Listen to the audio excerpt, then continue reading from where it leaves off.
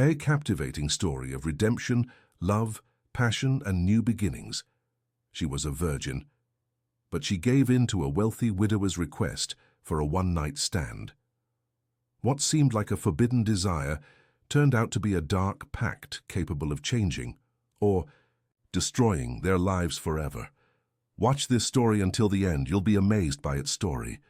If you enjoy stories about love and romance, subscribe to this channel, leave a comment. We publish videos like this one every day. And continue. The iron gate of the Blackwood mansion creaked as if it had a memory of its own, announcing each visitor's passage with a long, almost human lament. It was like this the first time Emma climbed the hill with the restored pocket watch, a silver piece engraved with severe initials and a Latin motto she couldn't translate. She carried the object with the same care she took when adjusting tiny gears in her father's workshop, a man who had aged quickly and now confused dates, faces, birthdays. The morning was clear when Emma left the narrow street where she lived, in the old centre of Charleston. The colonial houses pressed against each other like confidants whispering secrets, and the smell of frying food from restaurants mixed with the salt coming from the harbour. She walked with a firm step, accustomed to carrying precious deliveries, up the city's slopes. But today there was something different in the texture of the air, an expectation she couldn't name. Her father's workshop was in an alley that had known better days. The peeling walls retained the moisture of time and the metallic perfume of fine oil-polished bronze and small gears that lived their secret lives inside precious metal boxes. Harold Mitchell had been one of the best clockmakers in South Carolina, his hands capable of restoring life to mechanisms that others had given up on. Now at 72, illness was stealing pieces of his memory like a patient thief, and Emma had taken on not only the work, but also caring for a man who sometimes looked at her as if trying to remember who she was. The pocket watch she was taking to the Blackwood mansion had arrived on a rainy Thursday, brought by a man in a dark suit who spoke few words. "It's for Mr. Alexander," he had merely said, leaving on the counter an amount that made Emma blink twice. The money would be enough to pay the workshop rent for 3 months, perhaps 4, if she economized on food. But there was something about the object that troubled her. The excessive weight for its size, the complexity of the internal mechanism, and those initials engraved with an elegance that bordered on aggressiveness. As she climbed the steep hill that led to the Battery neighborhood, Emma thought of her father's hands when they were still steady, of the way he had taught her to listen to the heart of watches before touching any screw. "Each mechanism has its personality," he would say. "Some are docile, others are stubborn. You need to know the temperament of the machine before trying to cure it." Alexander Blackwood's watch had been among the stubborn ones. It took 3 days for her to understand what was stuck, and when she finally did, she discovered that the problem wasn't technical. Someone had deliberately altered one of the gear wheels, as if they wanted time to run more slowly. The mansion rose at the top of the hill like a stone sentinel, surrounded by high walls and gardens that seemed cultivated more to hide than to decorate. The style was a strange mixture of colonial architecture with European touches, as if different eras had accumulated there without hurrying to understand each other. The windows on the 3rd floor remained closed, with thick curtains that didn't let in a thread of light. Emma felt a shiver that had nothing to do with the wind coming from the sea. The man who opened the door had sunburned skin and scars on his hands that spoke of heavy work. He introduced himself as Frank, the caretaker, and guided her through corridors where footsteps echoed as in an empty church. The walls were covered with ancient tapestries, some faded by time, others with still vibrant colors that seemed to pulse in the dim light entering through the windows. There was a smell of aged wood, dried flowers, and something more indefinable, as if time itself had a perfume. Alexander Blackwood was waiting for her in the library, a huge room with shelves that went from floor to ceiling, filled with books in different languages. He was standing in front of a window that overlooked the back gardens, and when he turned, Emma felt a strange pang in her stomach. He was a tall man, probably in his 40s, with dark hair, where silver threads were beginning to appear at the temples. His eyes were such a deep brown they seemed black, and there was an intensity in them that made her lower her gaze. "Miss Mitchell," he said, and his voice was deep, with a northern accent softened by years in Charleston. "I heard you. Managed to fix my watch." Emma opened the small leather bag where she carried her tools and took out the watch, still wrapped in the soft fabric she used to protect the most delicate pieces. When she extended it to him, their fingers touched for an instant, and she felt an electric current run up her arm. Alexander took the watch carefully, as if handling something sacred, and opened it. The sound of the mechanism working perfectly echoed in the silent library. "Perfect," he murmured, without taking his eyes off the dial. "My father gave me this watch when I turned 18. It stopped working the day he died 20 years ago." "Sometimes watches keep more than hours," said Emma, surprising herself with her own speech. It wasn't the kind of comment she usually made, especially to clients. Alexander raised his eyes and studied her with an attention that made her feel as if she were being evaluated for something she didn't understand. There was a predatory quality in that gaze, but also a sadness so deep that Emma felt like asking what had happened to leave him like this. "You're right," he said finally. "Some watches are repositories of memories. This one, for example, still marks the exact time when my wife died." The silence that followed was heavy as lead. Emma didn't know what to say, but felt that any word would be inadequate. It was then that she noticed on the wall behind Alexander's desk a framed photograph of an elegant blonde woman with a smile that didn't reach her eyes. There was something familiar about that face, as if she had already seen it in dreams. "She was very beautiful," she managed to say, and immediately regretted the banality of the comment. "She was," agreed Alexander, putting the watch in his jacket pocket. "She was also very fragile. I took too long to understand that not all people are made to carry the weight of certain situations." There was a bitterness in his voice that made Emma want to change the subject, but at the same time she felt a strange curiosity about that woman in the photograph and about what had happened to her. Instead, she accepted the envelope with the payment that Alexander extended to her and prepared to leave. "Miss Mitchell," he said when she was already at the door, "I would like you to come back next week. I have other watches that need repair." "Of course," she replied, trying to keep her voice steady. "I can come on Tuesday if that's convenient." "It will be perfect." The way back was a quick descent down the stone slopes, but Emma felt as if she were floating. There was something about the meeting that had left her strangely agitated, a mixture of nervousness and expectation that she couldn't explain. The money in the envelope was more than she would charge for the repair, and that bothered her in a way she couldn't name. Alexander Blackwood didn't seem the type of man who makes mistakes with money. Back at the workshop, she found her father sleeping in the wicker chair where he liked to spend the afternoons, an open book in his lap, and his glasses slipped to the tip of his nose. Emma covered him with a blanket and went to the bench where she worked, but she couldn't concentrate.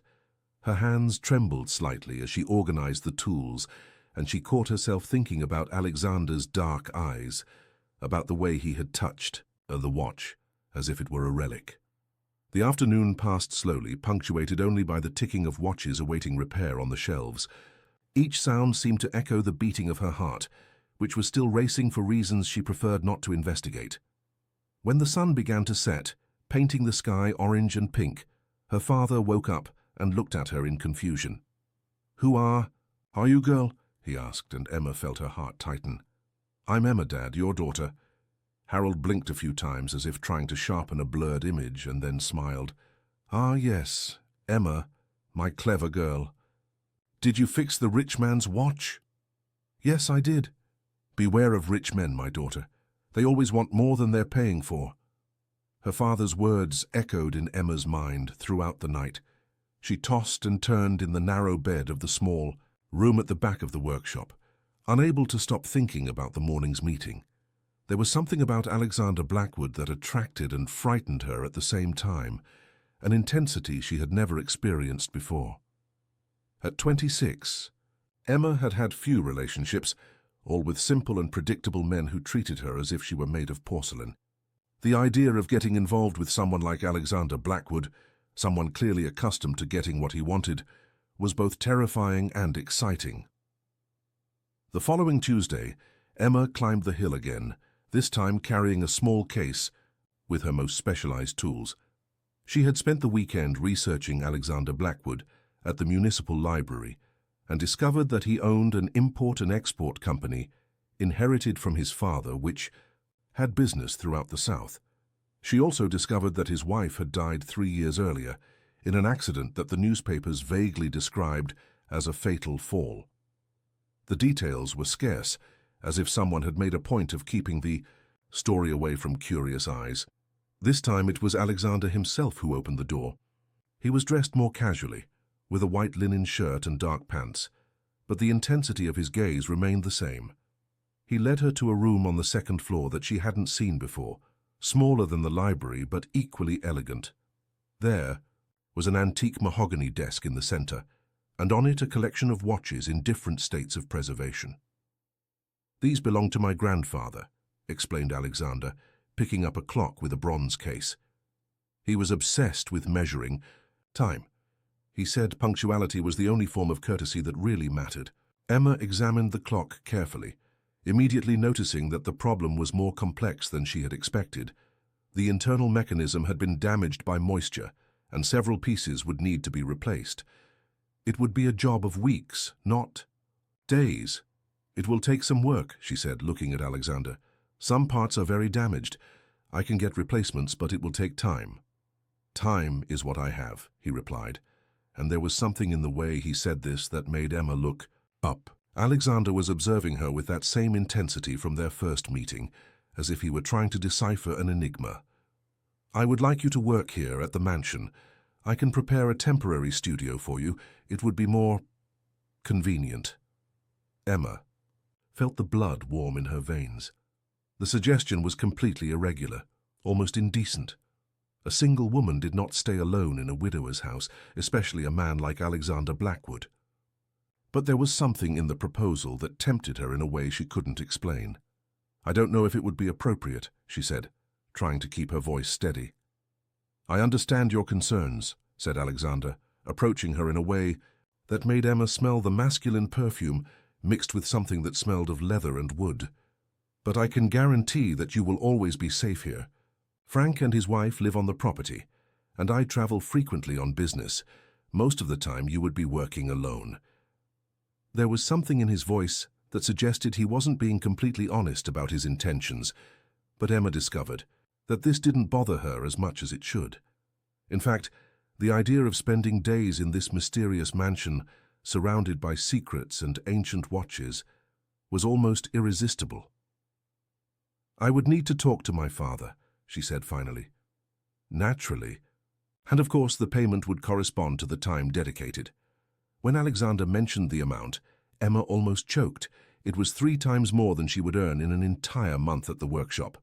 With this money, she could not only pay the overdue bills but also hire someone to take care of her father during the day, perhaps even consult a private doctor to see if anything could be done to slow the progress of the disease. "All right," she said, surprising herself with her own decision. "I can start next Monday." The smile that opened on Alexander's face was different from anything she had seen until then. For a moment, the mask of polished coolness fell, and she glimpsed something younger and more vulnerable underneath. It was as if he, too, was surprised by her response. "Perfect," he said, and this time the words sounded different, loaded with promises that neither dared to name. Emma spent the rest of the week in constant agitation, alternating between excitement and regret. There was something wrong with the whole situation, a feeling that she was getting into deeper waters than she imagined. But every time she thought of giving up, she remembered Alexander's eyes and the way his presence had changed the temperature of the room. On Saturday, as she organized her tools to take to the mansion, she found a small photo that she didn't remember seeing before, stuck between the pages of a notebook where her father noted the services performed. It was an old photograph, yellowed by time, of a young woman with dark hair and eyes that seemed familiar. On the back, in handwriting she didn't recognize, was written only, "Elizabeth, 1978. "Dad," she called, showing him the photo. "Who is this woman?" Harold looked at the photograph for a long moment, as if trying to organize fragmented memories.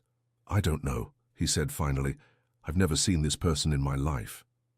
But there was something in his tone of voice that suggested otherwise.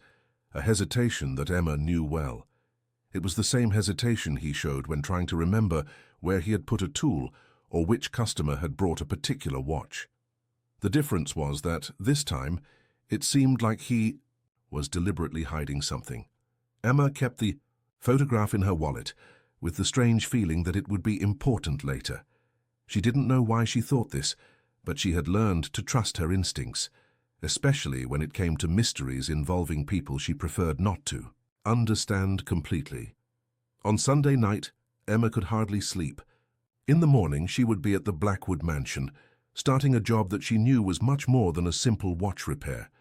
There was an invisible current pulling her toward that house on the hill, toward that dark-eyed man with well-kept secrets. And for the first time in her life, Emma Mitchell was willing to let herself be carried away, even if it meant confronting dangers she couldn't yet name. The workshop clock struck midnight with a sound that echoed in the silence of the narrow street. Emma closed her eyes and tried to imagine what tomorrow would bring, but her fantasies were always interrupted by the same image. Alexander Blackwood, looking at her as if trying to decide if she was a salvation or a curse. And the truth was that Emma didn't know the answer to that question either. Monday arrived with a humid heat that made clothes stick to the skin and left the air thick as honey. Emma woke before sunrise, with that strange sensation that precedes days we know will change something important within us. She had packed a small suitcase with her most delicate tools and some clothes to change in case the work extended beyond what was expected. She looked at herself in the cracked bathroom mirror and saw a woman she didn't completely recognize. There was something different in her eyes, an expectation she couldn't disguise. Her father was already awake when she went down to the kitchen, sitting at the small table with a half-empty cup of coffee and a gaze lost in the direction of the window that gave onto the backyard.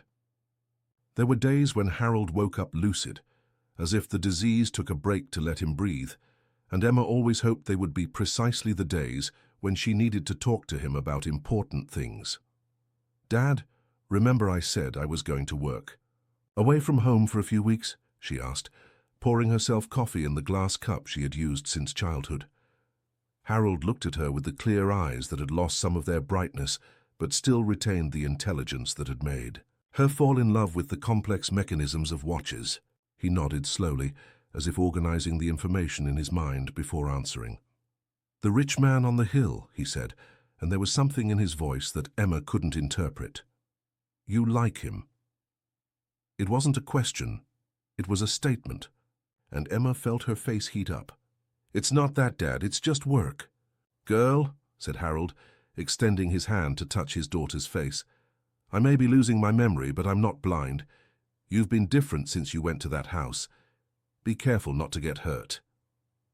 Emma held her father's hand between hers and felt the thin, spotted skin, the protruding veins that spoke of the passage of time. There were moments like this when he seemed to see more clearly than she did herself. "Mrs. Walker will come take care of you during the day," she said, changing the subject. "And at night I'll come back home. You don't need to worry about me, I'll manage." But Emma knew it wasn't true. The previous week, she had found her father trying to fix a watch with a kitchen knife because he couldn't remember where he kept the proper tools. The disease was advancing faster than she would like to admit, and the money Alexander was paying could make the difference between dignified care and the slow abandonment she saw happening to other elderly people in the neighborhood.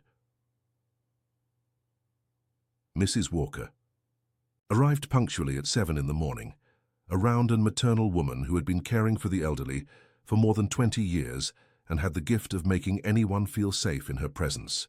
Emma briefed her on her father's routine, medications, and the small attentions that made a difference, and then picked up her suitcase and went out to face the day that awaited her.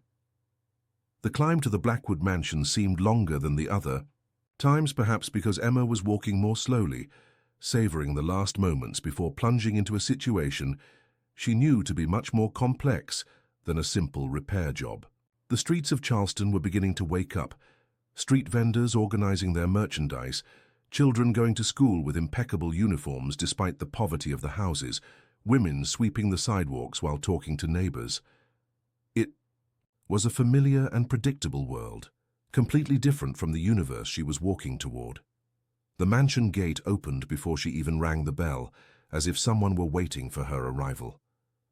Frank appeared in the garden, carrying a hose, with which he was watering rosebeds that seemed cultivated with more care than a commercial plantation.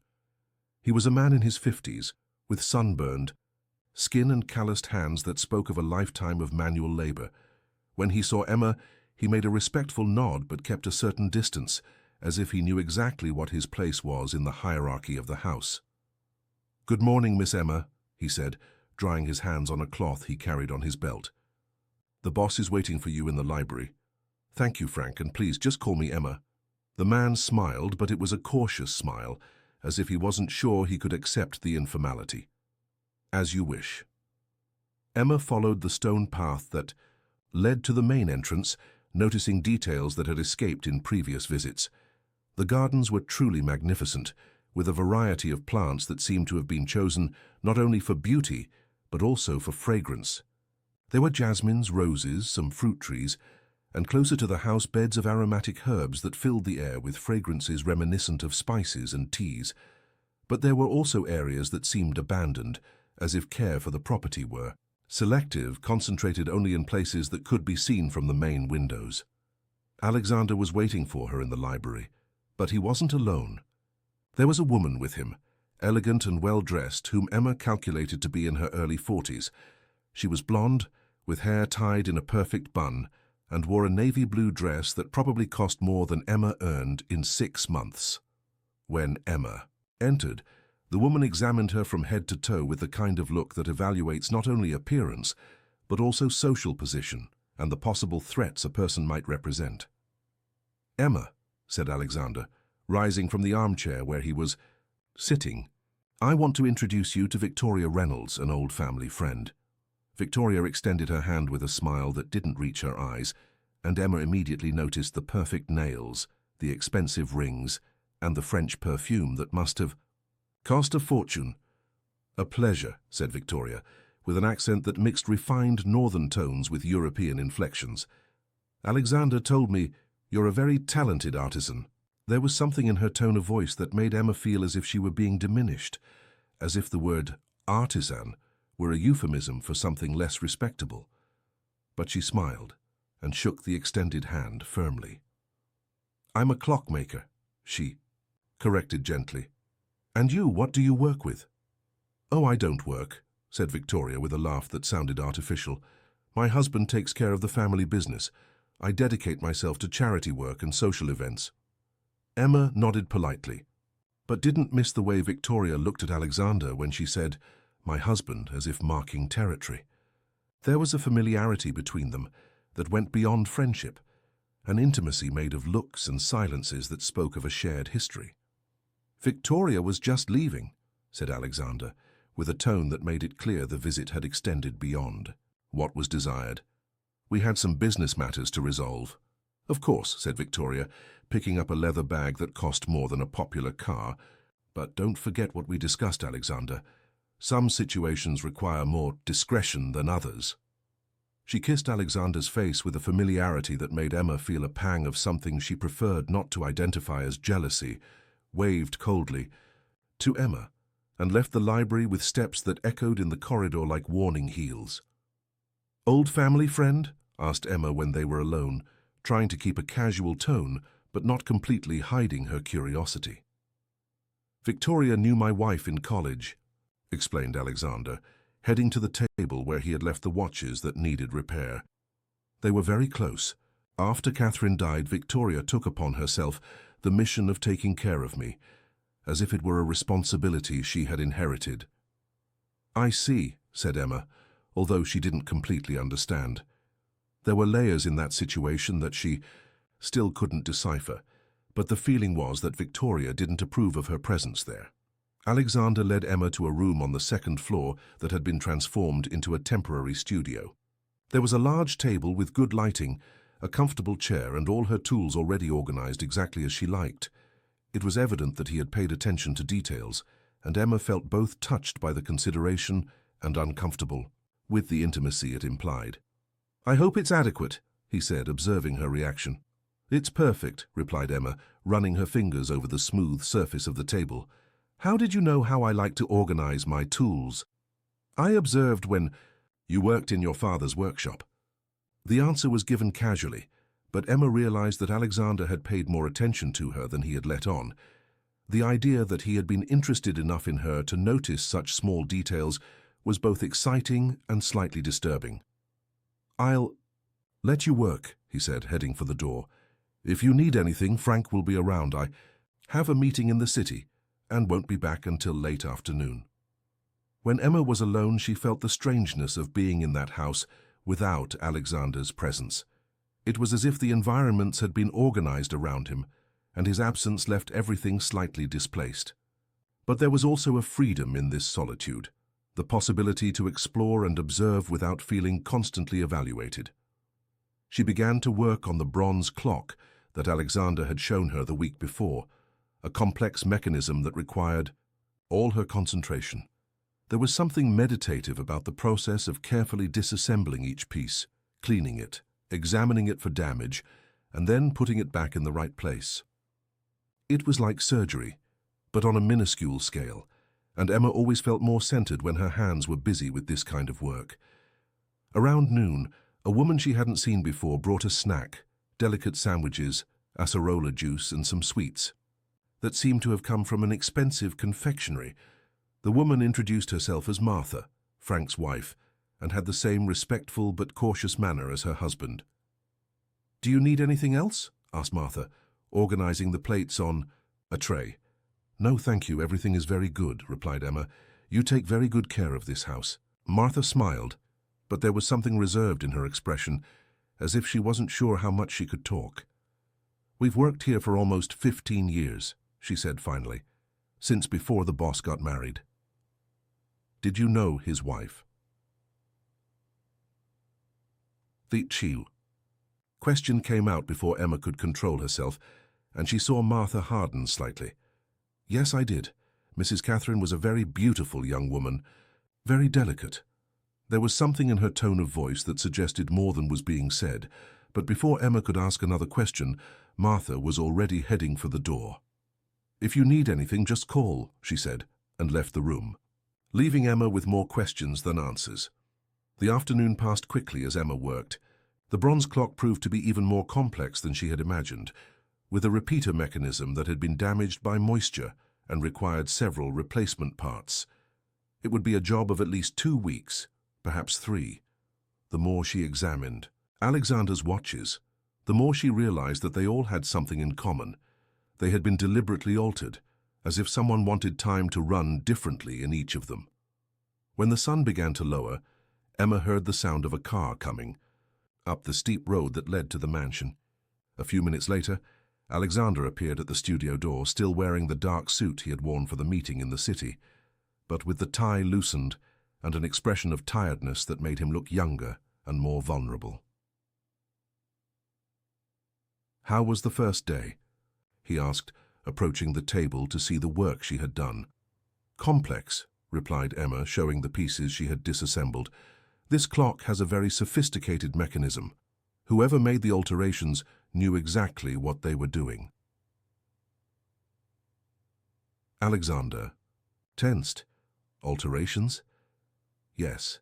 Someone changed some of the gears to make the clock slow down about 15 minutes a day. It's very precise work, almost artistic." "My grandfather was eccentric," said Alexander, but Emma realized he was lying. Perhaps he had these modifications made for some reason we don't know. Emma decided not to insist on the subject, but kept the information. There was something about those alterations that didn't make sense, an intentionality that went beyond eccentricity. "Would you like to see how it's coming along?" she asked, indicating the partially assembled mechanism. Alexander came closer, so much that Emma could feel the heat of his body and the masculine perfume mixed with something that smelled of leather and wood. When he leaned over the table to examine the work, his arm brushed against her shoulder, and Emma felt an electric current run through her entire skin. "You have very skilled hands," he said, and there was something in his voice that made Emma look up. Alexander was looking at her with that same intensity as the first time, but now there was something more, a hunger that he wasn't trying to completely hide. "It's just practice," she murmured, trying to keep her voice steady. "It's not just practice," he said, taking one of her hands between his. "It's talent. It's art." Alexander's hands were large and calloused, with small scars that spoke of a life that hadn't always been protected by money and privileges. Emma looked at the intertwined fingers and felt as if she were seeing the most intimate image she had ever shared with anyone. "Alexander," she began, but didn't know how to finish the sentence. "I know," he said, releasing her hand with reluctance. "I know this is complicated, but I can't stop thinking about you since you left here last week." The confession left Emma breathless. She had imagined that the attraction was mutual, but hearing this confirmed out loud was completely different. "Me too," she admitted, surprising herself with her own honesty. Alexander took a step toward her, and Emma felt her heart accelerate. For a moment, it seemed he was going to kiss her, but then he stepped away, running his hand through his hair in a gesture of frustration. "I shouldn't have said that," he murmured. "You're working for me. This isn't fair to you." "And what if I said I don't care about what's fair?" asked Emma, surprising herself with her own audacity. Alexander looked at her as if she had said something dangerous, something that changed the rules of the game they were playing. "Emma," he said, and there was a warning in his voice, "you don't know what you're getting into. My life is complicated. There are things about me, about this house, that you don't understand."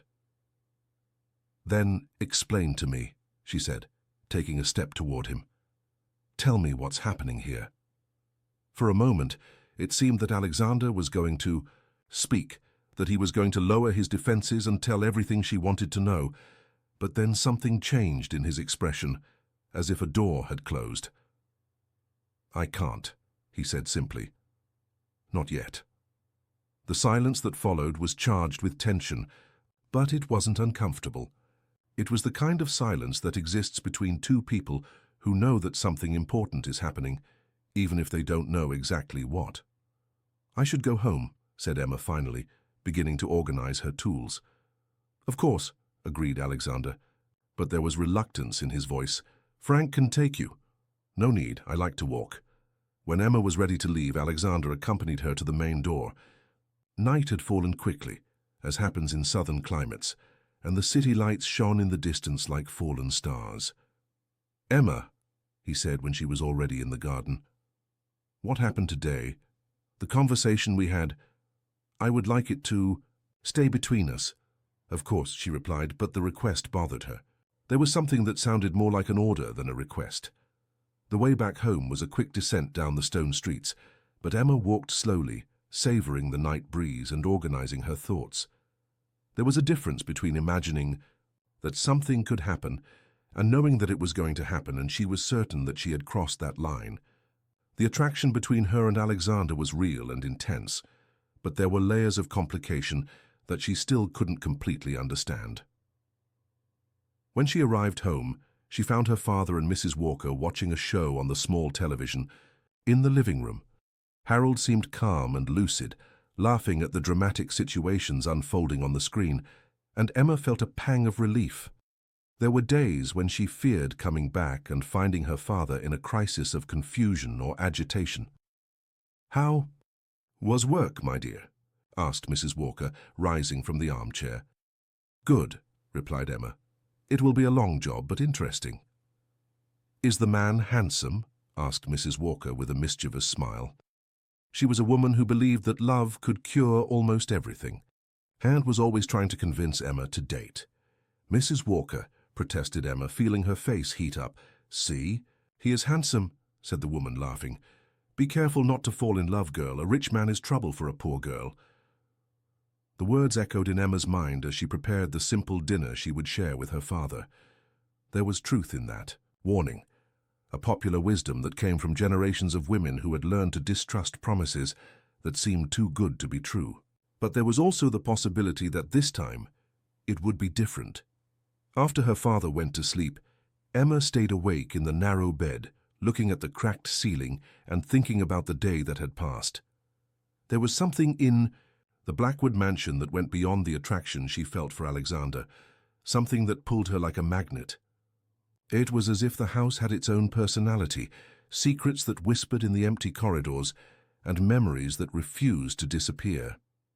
She thought about the photograph she had found in her father's workshop, the woman named Elizabeth, who her father claimed not to know. She thought about the deliberate alterations to the watches, the way Martha had changed the subject when she asked about Catherine. She thought about Victoria's veiled warning about situations that required discretion.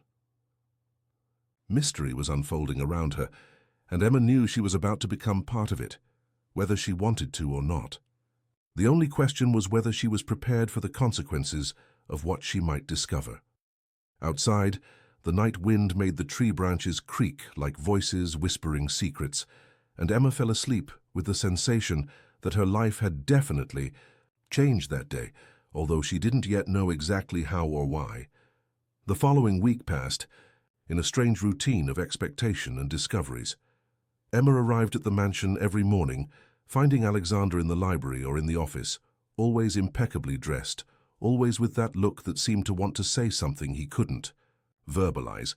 They talked about the watches, about the progress of the work, about safe and neutral subjects, but there was an electric current in the air that made each word loaded with double meaning. On Tuesday, Emma made a discovery that left her deeply disturbed. She was examining a table clock with a mahogany case when she found, hidden in a secret compartment of the mechanism, a small silver key. It wasn't a common key. It had delicate engravings and an antiquated format that suggested it had been made especially to open something very specific. When she showed the discovery to Alexander, she saw a shadow pass through his eyes, a recognition that he tried to disguise but couldn't completely hide. "It must be the key to some antique furniture," he said, taking the object with excessive care. "My grandfather had several pieces that came from Europe. Many of them had special locks." But Emma noticed how his hands trembled slightly when holding the key, and how he put it in his jacket pocket with a haste that betrayed nervousness. There was something about that object that meant more than he was willing to admit, and Emma's curiosity inflamed like a candle lit in a dark room. That afternoon, Alexander needed to travel to Savannah on business and wouldn't return until the next day. Emma took advantage of his absence to explore the mansion with more freedom, always with the excuse that she needed to better understand the history of the watches to fix them properly. Frank and Martha treated her with respectful cordiality, but she realized that both became nervous when she asked questions about the Blackwood family or about the time when Catherine was still alive. It was Martha who, unwittingly, gave Emma the first real clue about what had happened to Alexander's wife. They were in the kitchen, a spacious room with Spanish tiles and windows that overlooked the back gardens, where Emma had gone to get a glass of water. Martha was preparing dinner, peeling vegetables with the automatic movements of someone who had been performing the same task for years. "Are you enjoying working here?" asked Martha, without raising her eyes from the carrot she was cutting. "I am," replied Emma. "It's an interesting house, full of history." "History is a nice word for what happened here," murmured Martha, and then seemed to realize what she had said. She looked at Emma with a frightened expression, as if she had spoken more than she should. "What do you mean by that?" asked Emma gently. Martha hesitated, looking around as if fearing that someone might be listening. "Mrs. Catherine didn't die by accident," she said finally, in a voice so low that Emma had to approach to hear. "She killed herself. She jumped from the terrace on the 3rd floor on a stormy night." Emma felt the blood freeze in her veins. "Why, what happened?" "I don't know for sure," said Martha, but there was something in the way she avoided Emma's gaze that suggested she knew more than she was willing to tell. She had been acting very strange in the last weeks, saying things that made no sense, saying she was being watched. The boss tried to help, called doctors, but she didn't improve. "What kind of things did she say?" Martha lowered her voice even more. "She said the house had memory, that the women who lived here before her were still around, waiting for her, to do the same thing they did." A shiver ran down Emma's spine. "Other women died here?" "The boss's mother killed herself when he was a child, his grandmother too. They all jumped from the same terrace." The revelation left Emma dizzy. There was a pattern of tragedies in that house, a repetition that couldn't be coincidence. And Mr. Alexander never talked about this? "The boss doesn't like us to talk about the past," said Martha, going back to cutting the vegetables with more force than necessary. "He says it only hurts more, but I think some ghosts don't rest until the truth comes out." That night, Emma returned home with her mind bubbling with questions and theories. The photograph of Elizabeth that she had found in her father's workshop gained new meaning. Was it possible that she also had some connection with the Blackwood family? Would the date on the back of the photo, 1978, coincide with the time when Alexander's mother was still alive? When she arrived at the workshop, she found a surprise that disturbed her even more. The door had been forced and several drawers were open, with papers scattered on the floor. Her first thought was that they had been robbed, but a quick check showed that nothing of value had been taken. The expensive tools were all in place, as was the money she kept in a can in the kitchen cabinet. Her father was in the bedroom, sleeping peacefully, apparently oblivious to any invasion. Emma checked if he was all right and then examined the workshop more carefully. Whoever had entered there was looking for something specific, something that had to do with old papers and documents. It was then that she realized the photograph of Elizabeth had disappeared. The fear she felt was immediate and visceral. Someone knew about the photograph and had entered her house to take it. This meant she was being watched, that her actions at the Blackwood mansion had consequences that extended far beyond what she had imagined. The next morning, Emma arrived at the mansion determined to confront Alexander about everything she had discovered. She found him in the office examining papers that looked like contracts or legal documents. When he saw her, he quickly closed the folder where the documents were and smiled, but she noticed the tension around his eyes. "How was the night?" he asked, rising to greet her. "Agitated," replied Emma, deciding to go straight to the point. "Someone broke into my house last night." Alexander's reaction was immediate. The muscles of his face hardened and he took a step toward her. "Are you all right? Did they take anything?" "I'm fine. And yes, they took one thing. A photograph I had found in my father's workshop." Emma carefully observed Alexander's expression, looking for signs that he knew what she was talking about. She saw a pang of something that could be recognition, but he quickly controlled himself. "What kind of photograph?" "Of a woman named Elizabeth, dated 1978. This time Alexander couldn't completely disguise his reaction. There was recognition in his eyes, and also fear. "Emma," he said, approaching her with careful movements, as if she were a frightened animal. "There are things about my family, about this house, that are dangerous to know. I wanted to protect you from that." "Not by protecting me, by putting me in danger," she replied, feeling a mixture of anger and frustration. "Martha told me about your wife, about your mother and your grandmother, about the terrace on the 3rd floor. Alexander closed his eyes as if he had been punched. "Martha shouldn't have." "Yes, she should. I have the right to know what I'm getting into." "No," said Alexander, and there was an authority in his voice that Emma had never heard before. "You don't have the right to know, because if you knew the whole truth, you would run away from here and never come back. Try telling me and see if I run." They looked at each other for a long moment, and Emma saw a battle unfold in Alexander's eyes. It was as if he were weighing risks and benefits, measuring how much he could trust her. "The photograph they took from your house," he said finally, "was of my mother, Elizabeth Blackwood. She died when I was 10 years old." Emma felt the world spin slightly. "But why would my father have a photograph of your mother?" "Because they knew each other, before she married my father, before everything went downhill." Alexander went to a bookshelf and took out a photo album that Emma hadn't noticed before.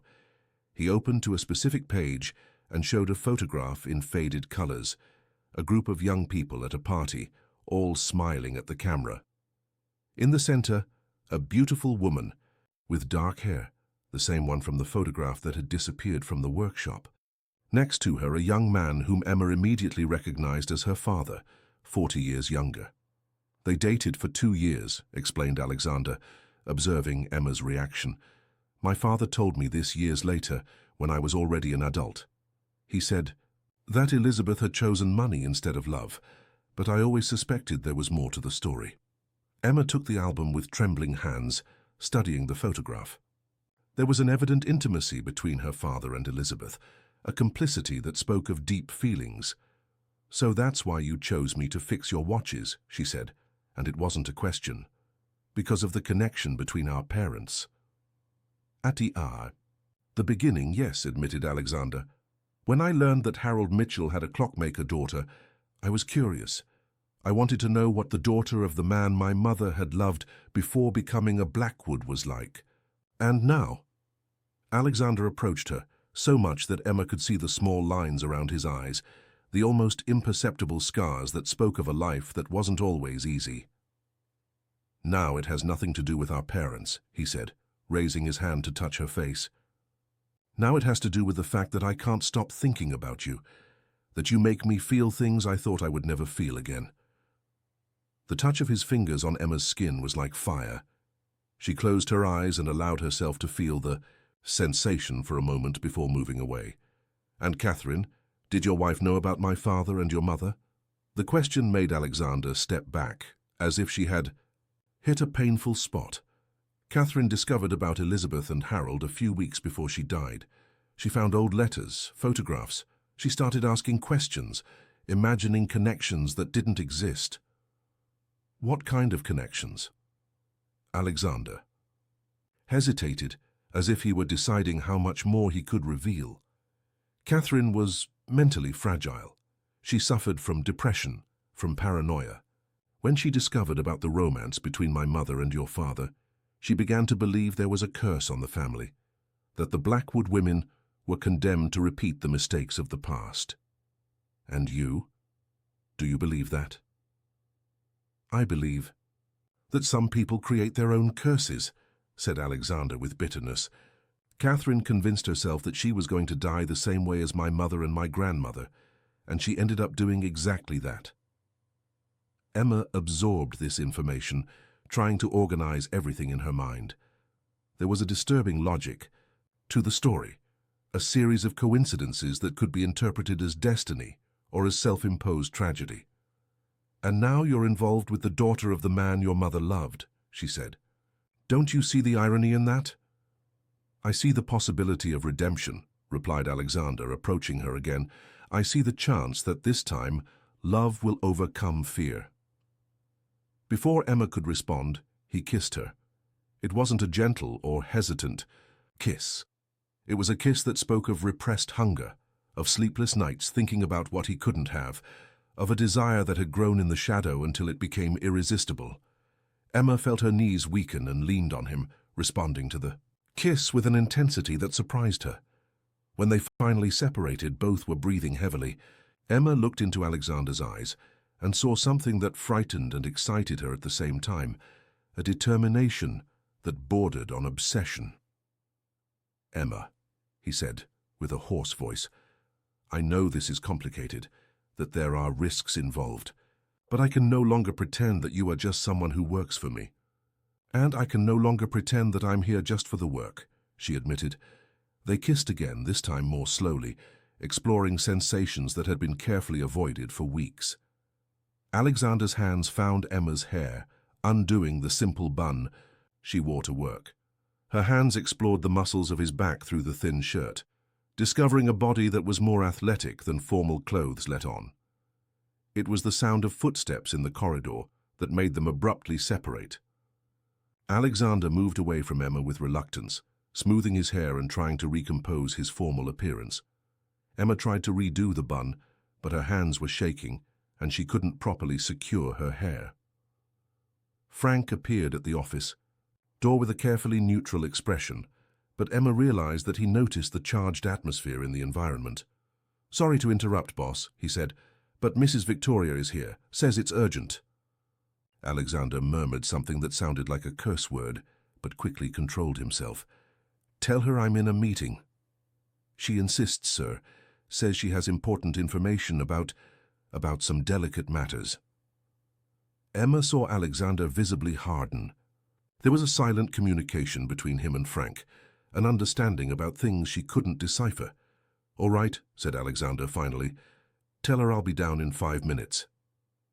When they were alone again, the climate of intimacy had dissipated, replaced by a tension of a different nature. "You need to go," said Alexander, and Emma noticed that he had returned to the formal tone he used when he wanted to maintain distance. "Of course," she replied, feeling rejected and confused. "I'll go back to the studio." "No," said Alexander, grabbing her arm when she was heading for the door. "You need to go home, not today." There was something in his voice that made Emma stop and look at him more carefully. It was fear. Alexander was afraid of something, and that something had to do with Victoria's visit. "What's happening?" she asked. "Victoria doesn't like you," said Alexander simply. "She thinks you represent a danger to the family's reputation. And when Victoria doesn't like someone, that person tends to have problems." "What kind of problems?" "And the kind that makes simple, hard-working people lose their jobs, their homes, their reputations in the city." Emma felt a pang of anger. "She can't do that." "She can and does," said Alexander with bitterness. "Victoria has influence, money, connections, and no scruples.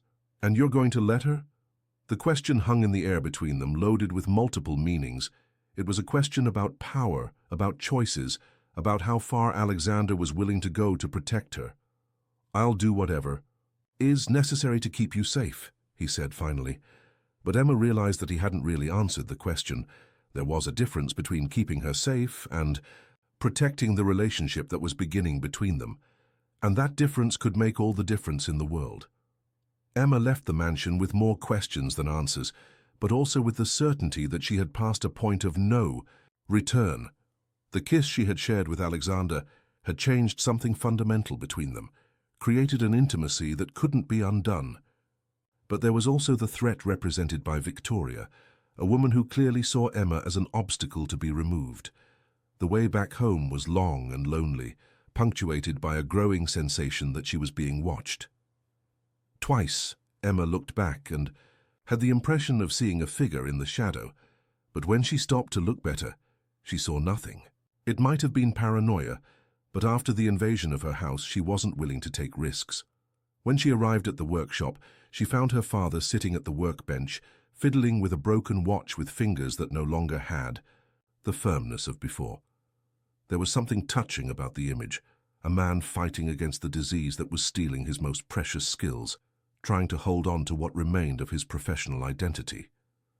"Dad," she said gently, "let me help with that."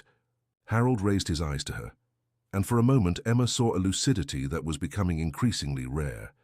"Emma," he said, "you need to be careful." "Careful of what?" "Of the Blackwoods. That family carries a curse. Elizabeth told me about it before she died." Emma's heart raced. "You remember Elizabeth? You remember what happened?" Harold nodded slowly, as if he were organizing fragmented memories. "I remember some things. I remember that she was afraid. She said that the women of the Blackwood family weren't allowed to be happy, that whenever one of them tried to escape from destiny, something terrible happened." "And did you believe that?" "I didn't believe it until she killed herself," said Harold with a sadness that made Emma want to cry, "until I saw how she changed in the last weeks, how she became haunted, as if she knew she was condemned." Emma held her father's hands between hers, feeling the thin skin and the protruding veins. "Dad, do you think there really is a curse?" Harold looked at her with eyes that seemed much older than his years. "I think some families create their own curses," he said, echoing the words that Alexander had used hours before. "And I think you're falling in love with the wrong man." That night, Emma lay in the narrow bed of the small room but couldn't sleep. The day's events spun in her mind like pieces of a puzzle that she still couldn't completely assemble. There was the kiss with Alexander, the revelation about the romance between her father and Elizabeth, the threat represented by Victoria, and her father's haunted words about curses and destinies. But there was also something more, a sensation that she couldn't define, the impression that she was being pulled to the center of something much bigger than she had imagined, something that had begun decades before she was born, and that now demanded a resolution that depended on the choices she would make in the next few days. When she finally fell asleep, Emma dreamed of a dark-haired woman who looked like her, walking through dark corridors toward a terrace where the wind howled like a lost soul. And in the dream, she knew that the woman was Elizabeth, and that she was seeing the last moments of Alexander's mother's life, the woman her father had loved and lost to a family that seemed to devour its own women like an insatiable monster. Emma didn't return to the mansion for the next 2 days. The conversation with her father about Elizabeth and the haunted words about family curses left her too restless to face Alexander. She needed time to process everything she had discovered, to understand what it really meant to be getting involved with a man whose family seemed destined for tragedy. But on Thursday morning, Alexander appeared at the workshop. Emma was working on an antique watch when she heard the doorbell. She looked up expecting to see a regular customer and found Alexander standing at the entrance, impeccably dressed as always, but with an expression that mixed concern and determination. There was something different about him, an urgency she hadn't seen before. "You didn't come back," he said, closing the door behind him and turning the sign to closed. "I was processing some information," replied Emma, trying to keep her voice steady despite the heart that raced the moment she saw him. Alexander approached the bench where she was working, but maintained a respectful distance. There was a tension in the air that Emma immediately recognized. It was the same electricity she had felt in the moment before the kiss. "Victoria made some threats," he said without preamble, "about you, about your father, about this workshop." Emma felt the blood freeze. What kind of threats? "She has influence at the bank that holds the mortgage on this building. She said it would be a shame if the loan conditions suddenly changed." The anger Emma felt was immediate and intense. "She can't do that." "She can and will, unless I stop her." "And how do you plan to stop her?" Alexander hesitated, and Emma saw a struggle unfold in his expression. "By marrying her." The words hit Emma like a punch in the stomach. She leaned on the bench to avoid staggering. "What did you say?" "Victoria has been a widow for 2 years. She has always made it clear that she would be available if I decided to marry again. She proposed a deal. I marry her, and she leaves you alone." Emma felt a mixture of anger, pain, and incredulity. "And you're considering this?" "I'm considering all options to protect you." "Not by protecting me, by abandoning me." Alexander took a step toward her, extending his hand, but Emma backed away. "Emma, you don't understand. Victoria isn't just a woman with jealousy. She has real power, dangerous connections. She can destroy your life with one phone call. And you think sacrificing me to her will solve anything? I think I prefer to see you safe and away from me than to see you destroyed for being close to me." The tortured logic of the declaration made Emma want to scream. "You don't have the right to make that decision for me. I have the right to protect who I love." The words hung in the air between them, loaded with a meaning that neither was prepared to face. Alexander had just confessed that he loved her, but in the context of explaining why he intended to abandon her. "You love me?" asked Emma with a broken voice. Alexander closed his eyes as if he were in pain. "I shouldn't." "But you do?" "Yes." Emma felt tears burn in her eyes, but she refused to let them fall. "Then fight for it. Fight for us." "You don't know who you're dealing with," said Alexander with desperation. "Victoria won't hesitate to destroy innocent people to get what she wants, and I've seen it happen before." "With whom?" Alexander remained silent for a long moment, clearly debating with himself about how much more he could reveal. "With Catherine," he said finally. "Victoria was the one who planted in her head the idea that there was a curse in the family. She was the one who fed the paranoia, who convinced her that she was destined to die the same way as my mother." Emma felt a shiver run down her spine. Why? Why would she do that? "Because Catherine discovered that Victoria had been trying to seduce me for years. She found letters, gifts, attempts to sabotage our marriage. Catherine threatened to expose her socially, and Victoria found a way to silence her." The revelation left Emma dizzy. Victoria wasn't just a jealous woman. She was someone capable of manipulating a vulnerable person to suicide. And you never denounced her? With what evidence? Victoria is intelligent, careful, she never leaves direct traces. And Catherine already suffered from depression before Victoria started manipulating her. Any accusation I made would be seen as an attempt to find a scapegoat for my wife's suicide. Emma began to understand the depth of the dilemma Alexander found himself in. Victoria was a sophisticated predator, protected by social position and money capable of destroying lives without dirtying her own hands. And you think marrying her will solve the problem? I think it will keep her busy enough to leave you alone. And what happens to me? I stay here, knowing that the man I love married the woman who killed his wife to protect me? Alexander winced as if she had hit him. You forget. Find someone else. Build a life away from all this madness. Do you really believe that's how love works? Before Alexander could respond, the workshop bell rang insistently. Emma looked through the window and saw an elegant female figure outside. Even through the foggy glass, she immediately recognized Victoria's profile. She's here, murmured Emma. Alexander turned and saw Victoria trying to push the door that was locked. There was determination in every line of her body, a posture that spoke of someone accustomed to getting what she wanted. Don't open it, said Alexander. But Victoria had noticed movement inside the workshop. She knocked on the glass with her knuckles, producing a sound that echoed in the silence like war drums. Alexander, she shouted through the glass, I know you're in there. We have matters to resolve. Emma looked at Alexander and saw an expression of defeat in his eyes. She won't leave, he said. It's better to face this now. No, said Emma, surprising herself with the firmness in her voice. This is my workshop, my home. She doesn't come in here. But even as she spoke, Emma knew she was just postponing the inevitable. Victoria wasn't the type of woman who accepted being ignored.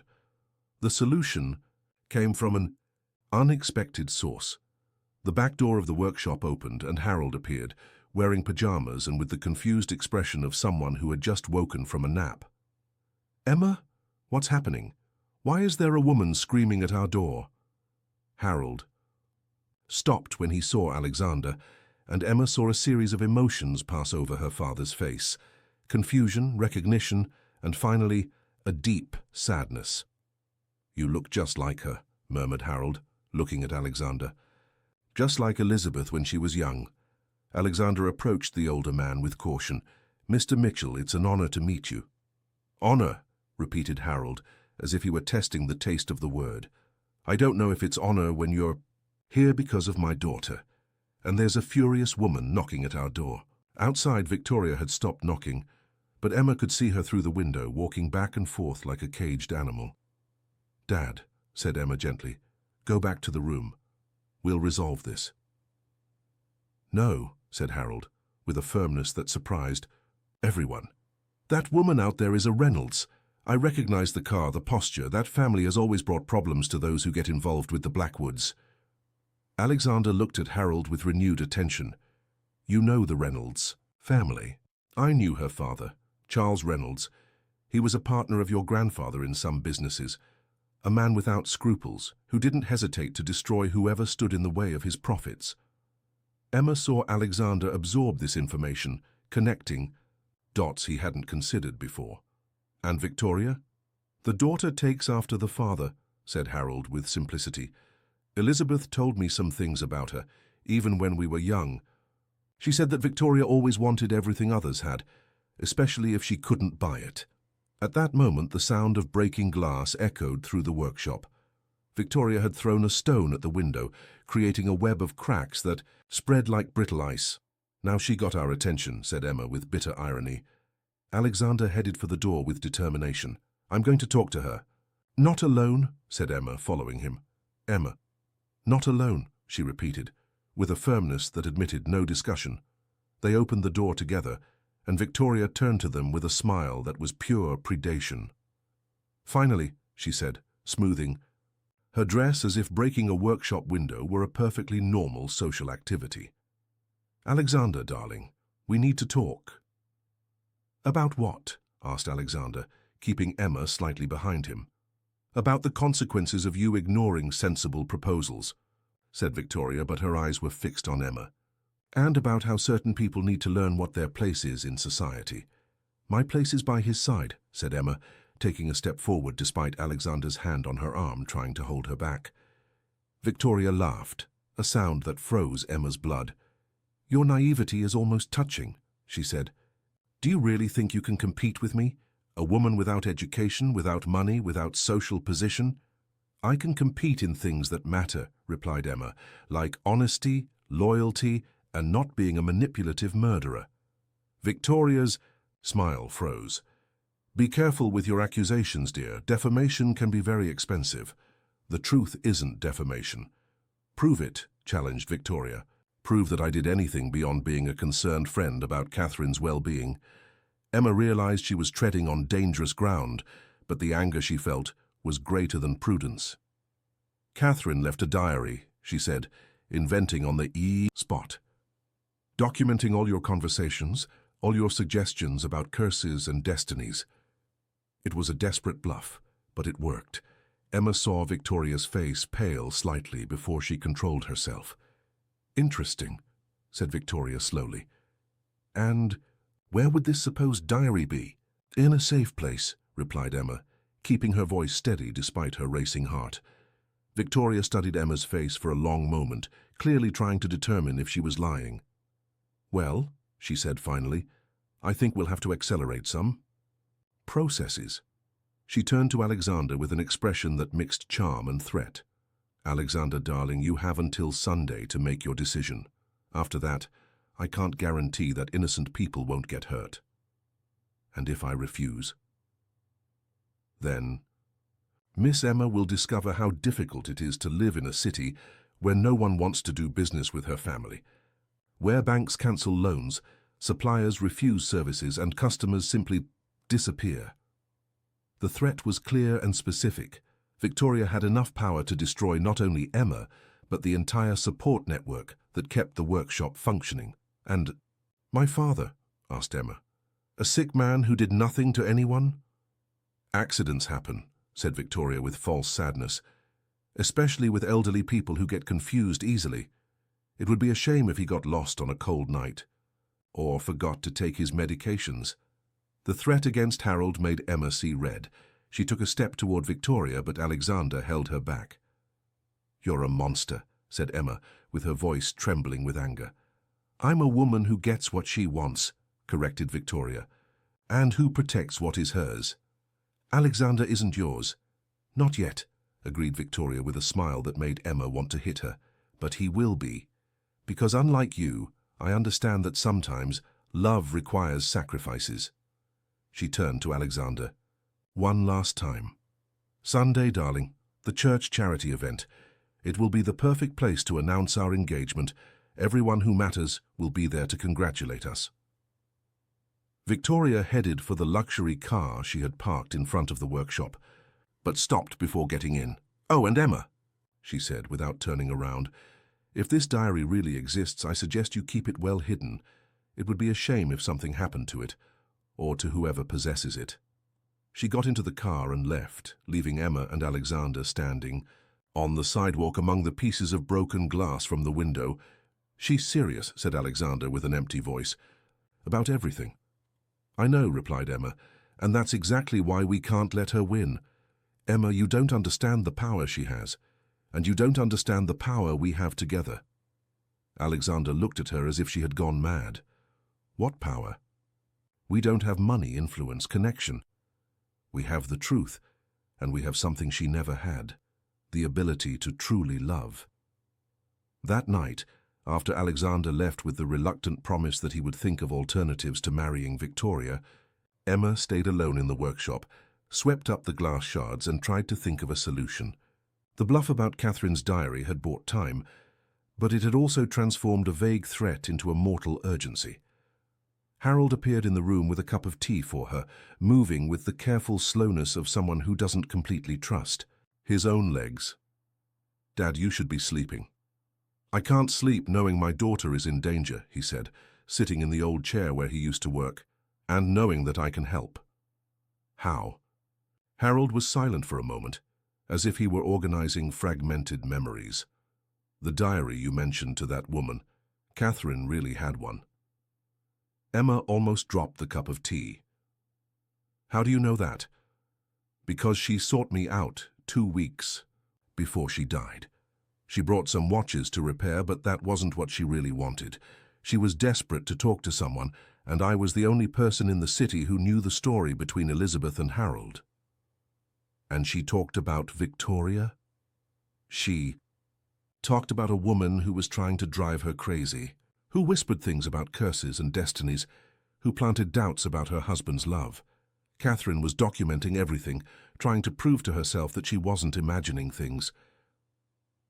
Emma felt her heart accelerate. And the diary? What happened to it? Catherine gave it to me to keep. She said that if anything happened to her, I should give it to the police. And did you give it? Harold shook his head sadly. 2 days after she died, I had the first serious episode of the disease. I forgot where I had put the diary, forgot that it even existed. Only now, hearing you talk to that woman, did I remember. Dad? Said Emma, taking his hands between hers. Do you remember where you put it? Harold closed his eyes, concentrating intensely. I was afraid, he murmured. Afraid that someone would come looking. So I hid it in a place where only you would know to look. Where? In the wall clock in the living room. There's a secret compartment behind the pendulum. Your grandfather taught me when I was a boy. Emma immediately got up and went to the antique clock that dominated a wall of the workshop. It was a piece that had belonged to the family for generations, so long that she didn't even remember when it had been installed there. She opened the glass door and examined the mechanism until she found a small lever hidden behind the pendulum. When she activated it, a small drawer opened at the base of the clock, revealing a leather-bound notebook yellowed by time. Emma picked up the notebook with trembling hands and opened it to the first page. Catherine's delicate handwriting covered the pages with an obsessive precision, documenting conversations, insinuations and manipulations with the meticulousness of someone who knew she was fighting for her own sanity. March 8th, Victoria suggested. Today that perhaps I should visit the 3rd floor of the house to make peace with the women who came before me. She said that Elizabeth had left some things there that could help me understand my role in the family. March 15th, I found. Victoria arranging flowers in the living room. When I asked what she was doing, she said she was preparing for a funeral. When I asked whose, she smiled and said, "You'll know when the time comes." March 23rd. Victoria brought a book about family suicides, said she thought I might find it interesting to read about hereditary patterns of depression. When I tried to return it, she said to keep it for future reference. Emma read page after page of increasingly cruel and systematic manipulations. Victoria had spent months planting seeds of doubt and fear in Catherine's already fragile mind, cultivating a paranoia that would eventually lead to suicide. The last entry was from 2 days before Catherine's death. I can't take it anymore. Victoria is right. There's something in the house, something that doesn't want me to be happy. I can feel the presence of the other women, especially at night. They whisper that it's my turn, that I can't escape the family's destiny. Alexander tries to help me, but he doesn't understand. He can't fight against something that's in the blood. Maybe it's better this way. Maybe it's the only way to break the cycle. Emma closed the diary with tears in her eyes. It was the evidence she needed, but it was also the devastating testimony of how a sick mind could be manipulated to destruction. "Now you have what you need," said Harold softly. "I do," agreed Emma, "but I also have a great responsibility. And 2 days to figure out how to use this to save all of us." She looked at her father, who was observing her with a mixture of pride and concern. "Dad, I need you to promise me something. If anything happens to me, give this diary to the police. No matter what anyone says, no matter who tries to convince you otherwise." "Nothing is going to happen to you," said Harold with a conviction that surprised Emma.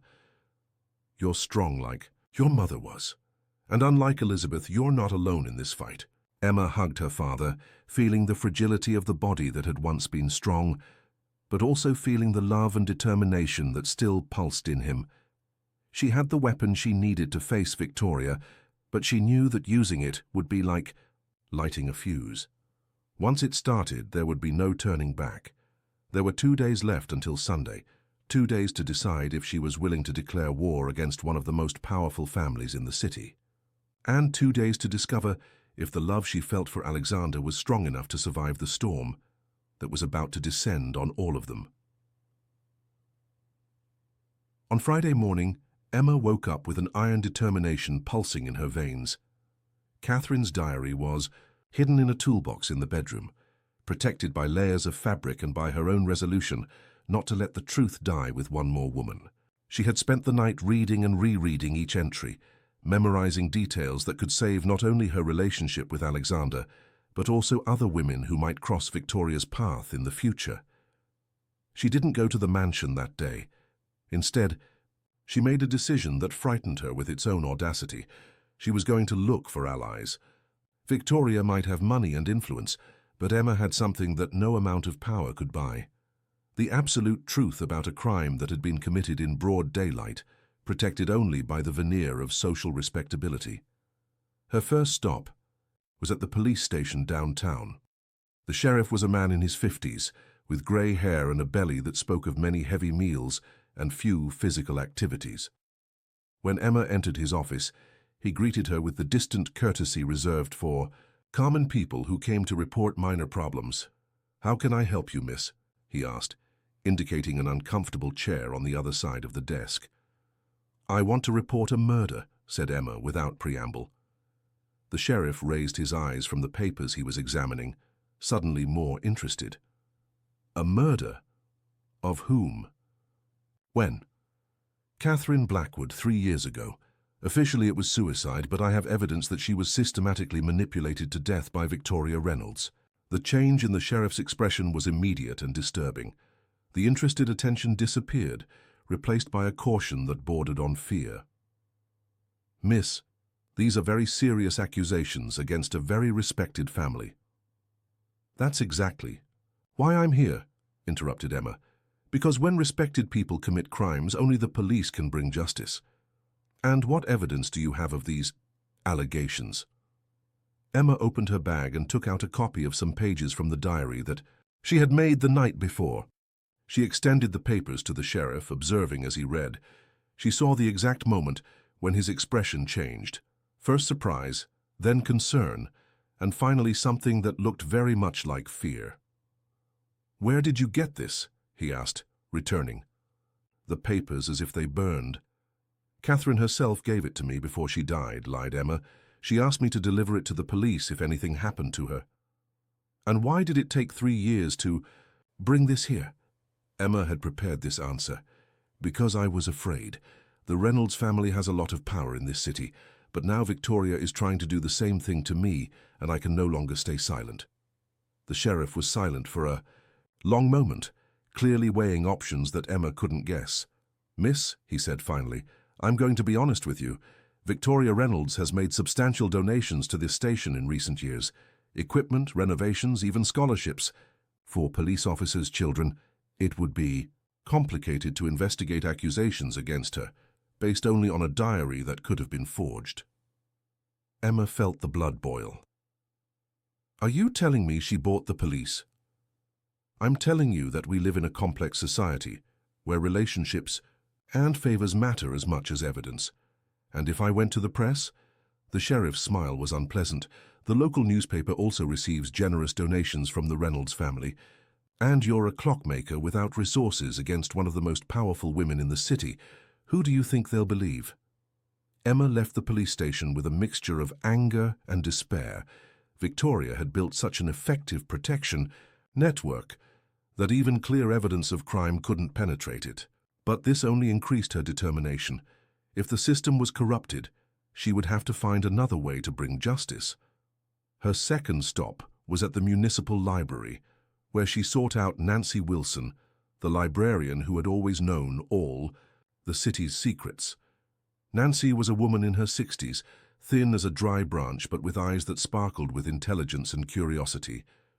"Emma," said Nancy when she saw her enter, I heard you're working for the Blackwoods. Interesting history. That family. That's what I wanted to talk to you about, said Emma, approaching the counter where Nancy was organizing returned books. I need to know more about the connection between the Blackwood and Reynolds families. Nancy looked around to make sure they were alone, then leaned over the counter. That's a story that goes way back, girl. The Reynolds have always wanted to mix with the Blackwoods, but they've always been seen as nouveau riche without class. Victoria's father, Charles Reynolds, was obsessed with the idea of marrying his daughter to some heir of a traditional family. And Alexander? Alexander was always the preferred target. Even when he was married to Catherine, Victoria circled like a vulture waiting for an opportunity. Emma took a deep breath before asking the next question.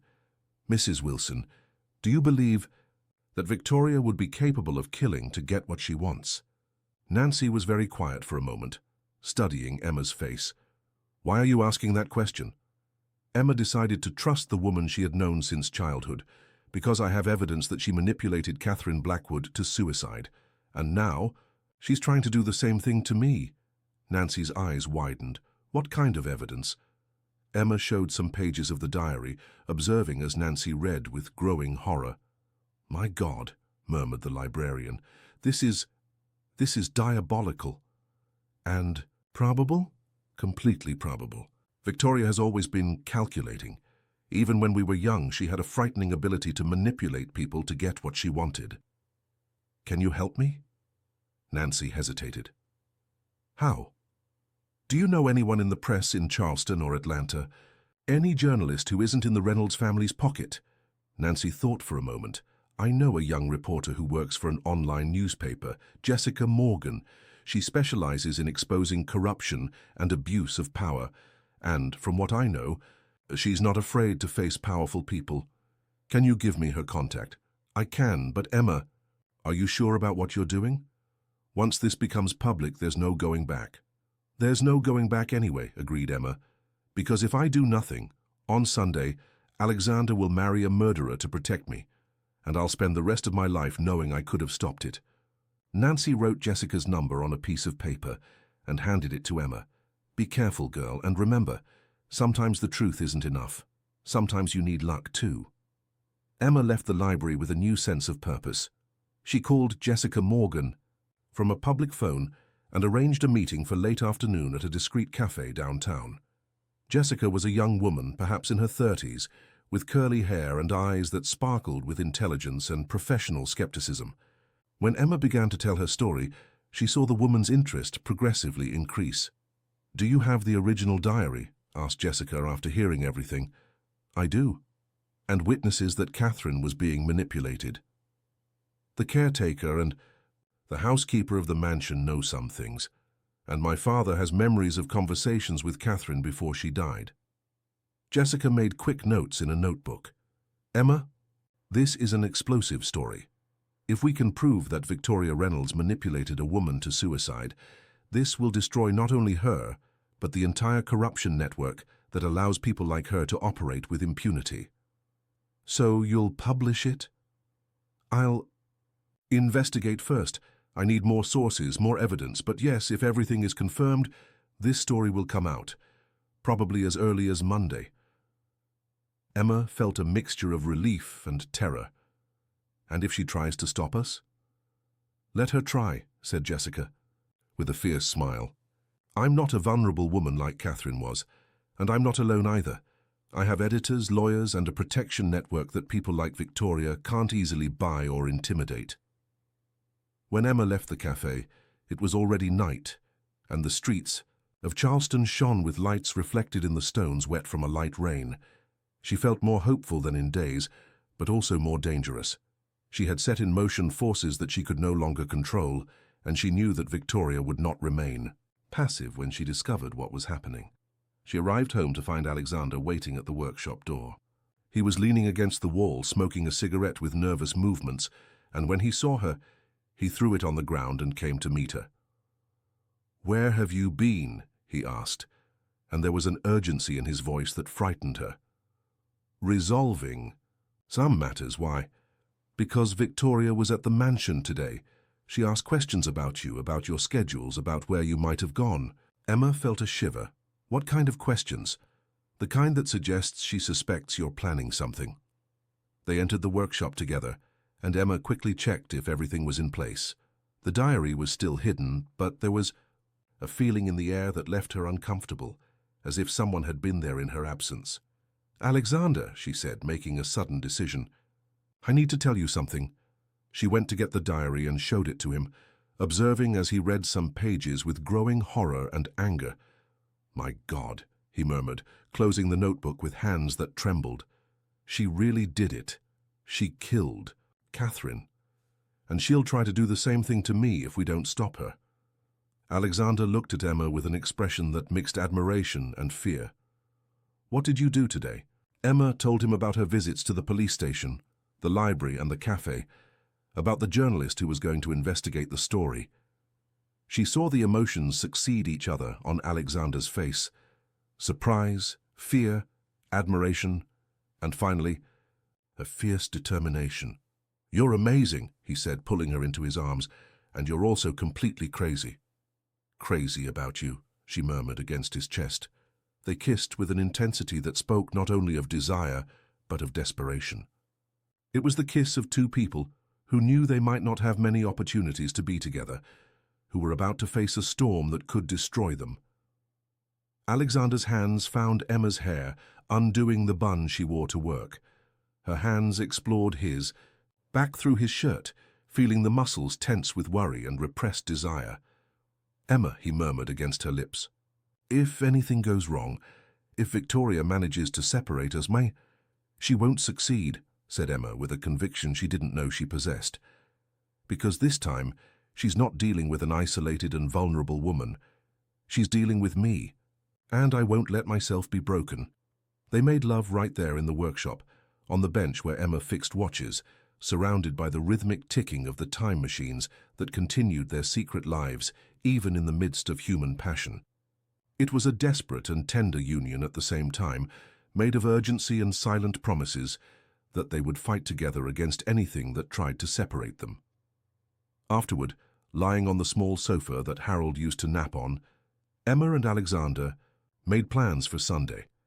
If Victoria expected a public engagement, they would give her a public revelation. Jessica had promised to have the story ready for publication on Monday, but Emma wanted the truth to come out at the exact moment when Victoria thought she was triumphing. "It will be dangerous," said Alexander, running his fingers through Emma's hair. "It already is," she replied. "The difference is that now we control the narrative." On Saturday morning, Emma woke up with a strange sensation. The house was too quiet, without the usual sounds of her father moving in the room next door. She got up quickly and went to check if he was all right. Harold's room was empty. The bed hadn't been slept in. The panic Emma felt was immediate and visceral.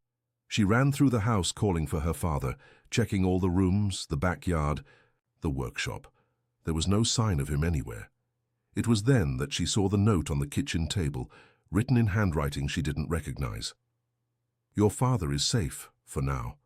If you want to see him again, come alone to the address that Frank will give you, and bring the diary. Any attempt to involve the police or other people will result in very unpleasant consequences for the old man. You have until noon. V." Emma felt the world spin around her. Victoria had captured her father, a sick and defenseless man, to use him as a bargaining chip. It was an escalation that showed how far she was willing to go to get what she wanted.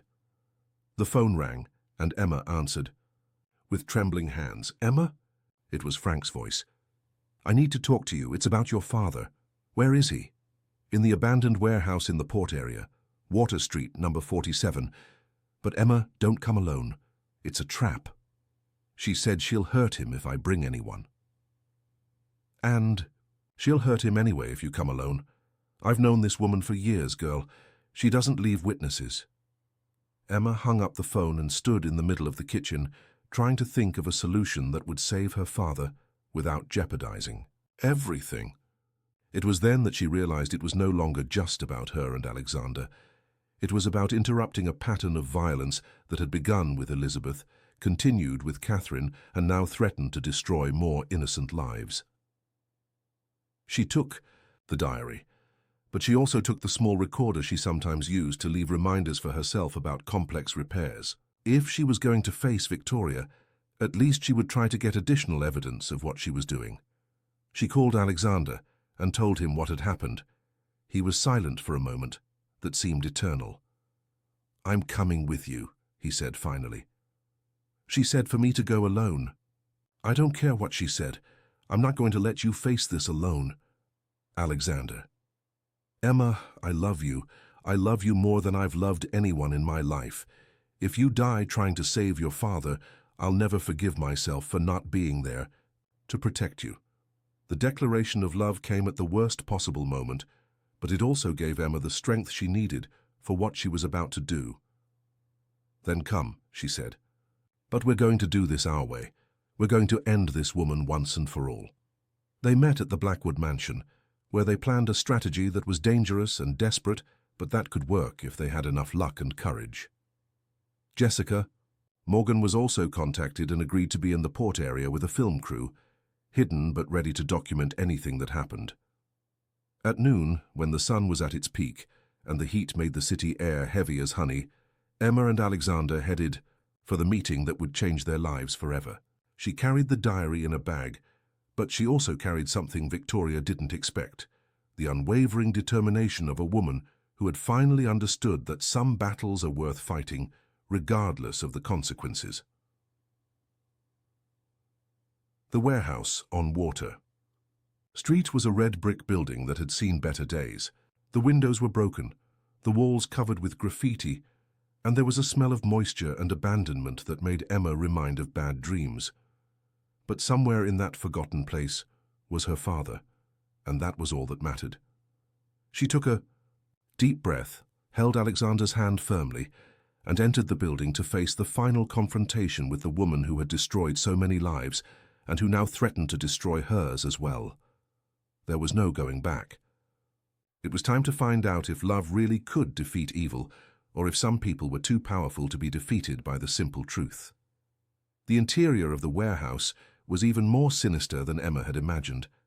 The noon light filtered through broken windows, creating irregular patterns on the floor covered with dust and debris. The place smelled of mold, rusted metal, and something else unpleasant that she preferred not to identify. Footsteps echoed in the silence when she and Alexander carefully advanced among piles of old boxes and abandoned machinery. "Dad?" called Emma, her voice echoing on the high walls. "Where are you?" The answer came from an unexpected direction, a clear, cold laugh that made Emma's blood freeze in her veins. "How touching," said Victoria, emerging from the shadows like an elegant apparition amid the decay. She was impeccably dressed, as always, with an expensive dress that grotesquely contrasted with the degraded environment. The devoted daughter running to save her sick daddy. Emma quickly looked around, searching for signs of her father. "Where is he?" "Safe for now," replied Victoria, approaching with measured steps. "Although I must say he's not dealing very well with the change of environment. People with mental problems are so fragile, don't you think?" "If you've hurt a hair on his Herasa—" "You'll do what?" interrupted Victoria with a predatory smile. "Report me to the police that I finance. Appeal to the newspapers that depend on my generosity. Emma, dear, when will you understand that in this city I am the law?" It was then that Alexander took a step forward, placing himself slightly in front of Emma. "Victoria," he said, with a calmness that Emma admired and feared at the same time. "This has gone too far. Let the old man go. Any problem you have is with me." "Oh, but it's not just with you, darling," replied Victoria, her eyes shining with a light that bordered on madness. "It's with the idea that you can reject me. It's with the absurd notion that this nobody can offer something that I can't." Emma felt the small recorder in her pocket vibrate slightly. It was working. Every word Victoria said was being recorded, creating evidence that could be used later if they survived what was to come. "Did you bring the diary?" asked Victoria, extending her hand with perfectly manicured nails. "I brought it," said Emma, taking the notebook from the bag, but not immediately handing it over. "But first I want to see my father." Victoria made a gesture, and two men emerged from the shadows carrying a chair where Harold was tied. The man seemed smaller and more fragile than Emma remembered, and there was a confusion in his eyes that broke her heart. "Dad," she said, taking a step toward him. "Emma?" murmured Harold, blinking as if trying to focus his vision. "Where are we? Why can't I move?" "Because you're being used as a bargaining chip," said Victoria coldly. "Just as Catherine was used, just as Elizabeth was used. All of you pathetic women who think you can interfere in the plans of those who really matter."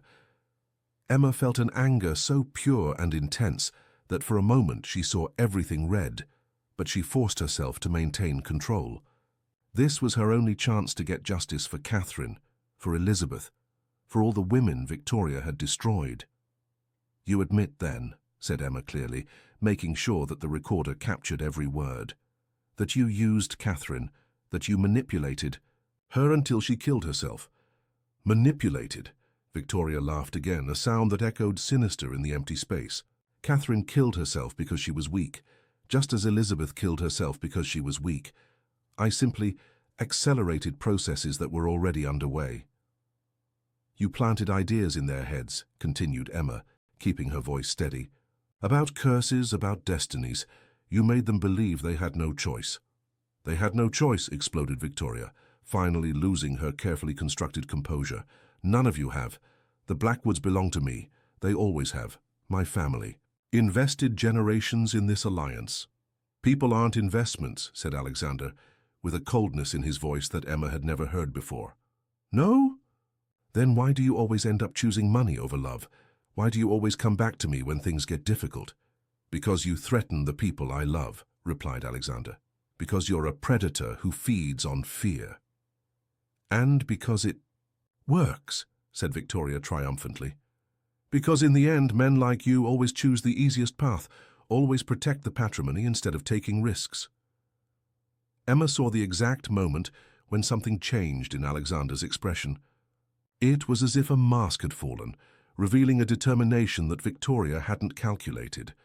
"You're right," he said to Emma's horror. "I've always chosen the easiest path. I've always given in to your threats. But that ends today." Before anyone could react, Alexander pulled a cell phone from his pocket and pressed a button. "Jessica," he said to the device, "now." "What did you do?" asked Victoria, for the first time showing signs of real nervousness. "What I should have done 3 years ago," replied Alexander. "I documented everything. Every threat, every blackmail attempt, every crime you committed is being broadcast live right now to thousands of people." Victoria's face contorted in an expression of fury that completely transformed her. The mask of elegance and refinement disappeared, revealing something wild and dangerous underneath. "You can't do this to me."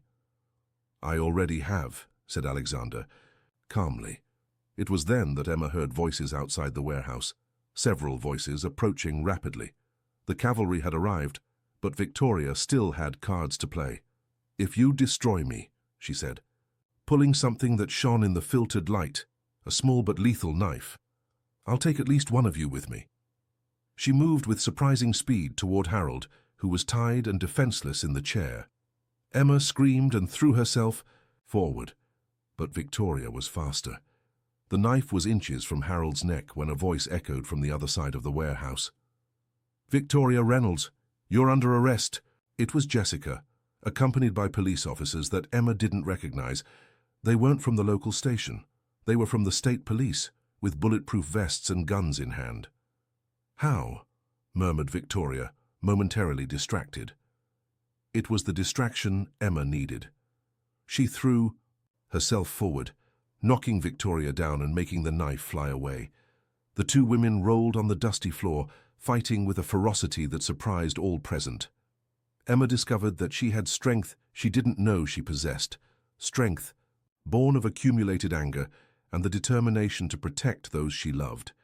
She managed to immobilize Victoria long enough for the police officers to intervene and handcuff her. "Release me," shouted Victoria as she was dragged away. You don't know who you're dealing with. I know important people. I have lawyers. And we have evidence, said Jessica calmly, showing a camera that had captured everything. Confession of murder, kidnapping, threats. It should be worth at least 20 years in prison, minimum. As Victoria was being taken away, Emma ran to untie her father. Harold was confused but apparently unharmed, looking around as if trying to understand where he was. "Emma?" he said when she undid the ropes on his wrists. "What happened? Why are we in this place?" "It doesn't matter, Dad," she said, hugging him tightly. "You're safe now. We're all safe." Alexander approached and put his hand on Emma's shoulder. "How?" "Did you get the state police?" she asked. "Jessica has contacts in Atlanta," he explained. When she investigated the story, she discovered that Victoria was involved in corruption schemes that went far beyond Charleston. Tax evasion, money laundering, bribing authorities. Catherine's diary was just the tip of the iceberg. "And now?" "Now," said Jessica, approaching with a smile. "We have material for a series of reports that will expose the entire corruption network that allowed people like Victoria to operate with impunity for decades." Emma looked around the warehouse, seeing the golden dust dancing in the sunlight and hearing the echo of Victoria's screams fading away. It was hard to believe it was over, that the woman who had terrorized so many people would finally face justice. "The cycle is broken," said Alexander, pulling Emma into his arms. "What do you mean?" "The Blackwood women are no longer condemned to die young.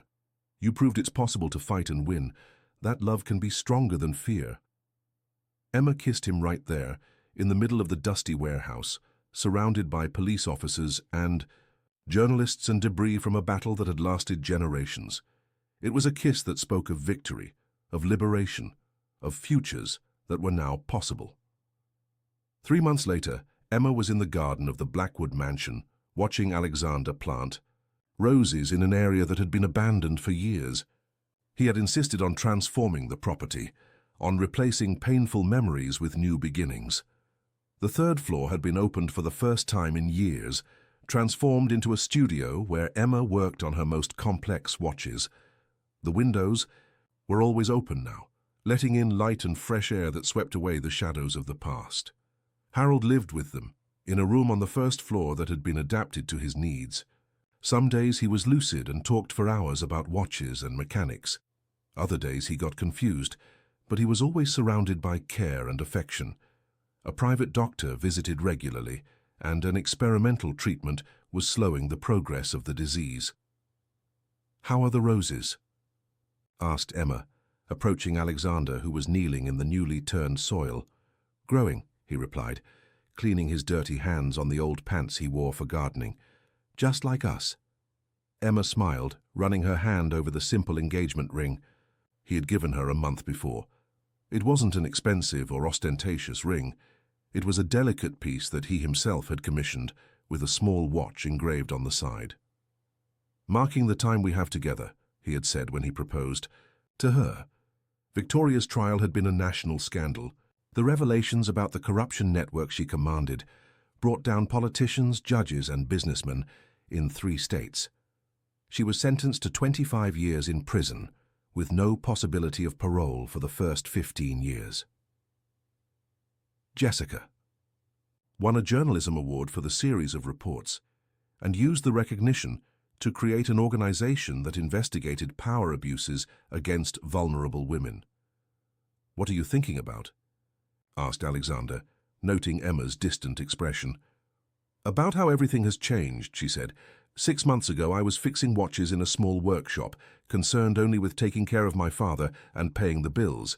Now you're the woman who broke a curse that lasted generations," said Alexander, pulling her into his arms. "The woman who saved not only our family, but several other people that Victoria could have hurt." "We did it," corrected Emma. "Together." "Together," agreed Alexander, kissing her softly. The afternoon was warm, with a breeze that brought the perfume of new roses and the distant sound of the sea. Emma looked at the mansion that was now her home, seeing the open windows and the curtains dancing in the wind. There were no more shadows or secrets hidden in the corridors. There was only light, love, and the promise of futures that they would build together. "Emma," said a voice behind them, and she turned to see her father walking through the garden with careful but firm steps. "Can you help me with something?" "Of course, Dad. What do you need?" Harold smiled, and Emma saw in him a brightness that hadn't appeared for months. "I want to fix the clock in the living room, the one where you found the diary. I think it's time for it to start marking time correctly again." Emma felt tears of happiness burn in her eyes. Her father was having a good day, a day when he remembered who he was and what he loved to do.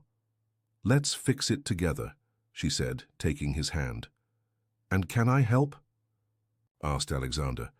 "Of course," said Harold, studying his future son-in-law with approval. "Every clock needs several hands to work properly."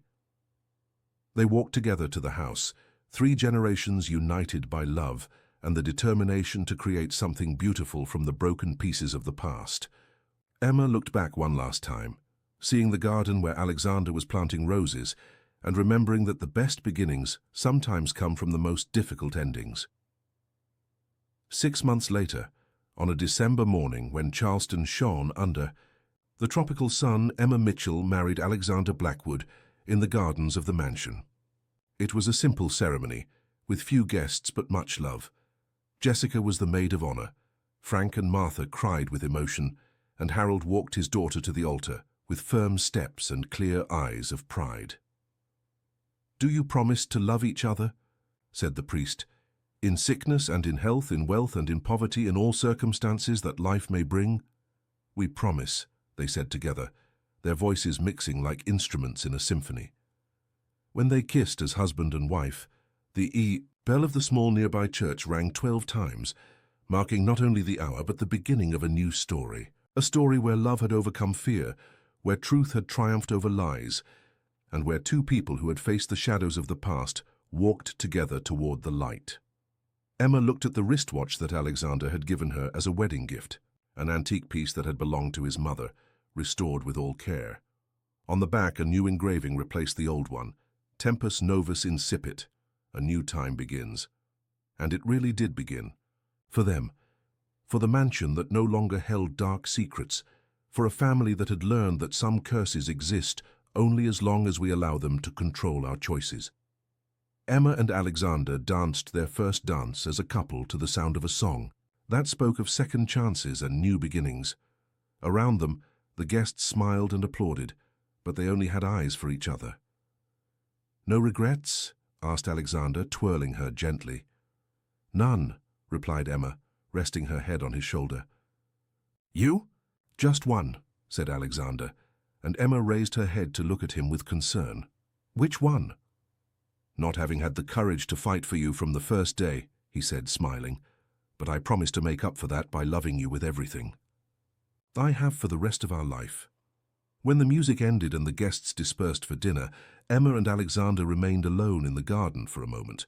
The sun was setting, painting the sky orange and pink, and the roses he had planted months before were blooming magnificently. "Ready for the honeymoon?" asked Alexander.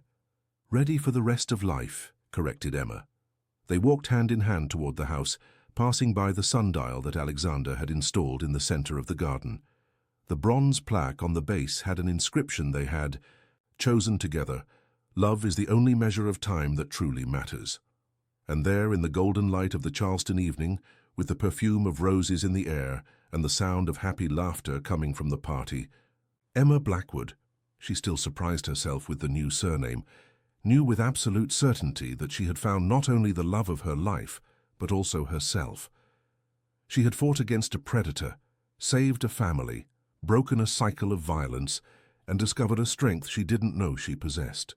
But more important than all this, she had learned that true love isn't something that happens to us, but something we choose to build every day, even when, especially when, circumstances try to separate us. Years later, when Emma would tell this story to the children they would have, she would always say that the most important part wasn't defeating Victoria or saving the Blackwood family. The most important part was discovering that when 2 people choose to fight together for something they believe in, There is no power in the world capable of destroying what they build. And every night before sleeping, Emma would hear the ticking of the watches scattered throughout the house, some old, some new, some she had fixed, others that still awaited her care. But they all marked the same thing, the precious time that she and Alexander had together, each second a gift, that they had fought to win and that they would never take for granted. Time, after all, was what they made of it, and they chose to make of it a love story that would last forever.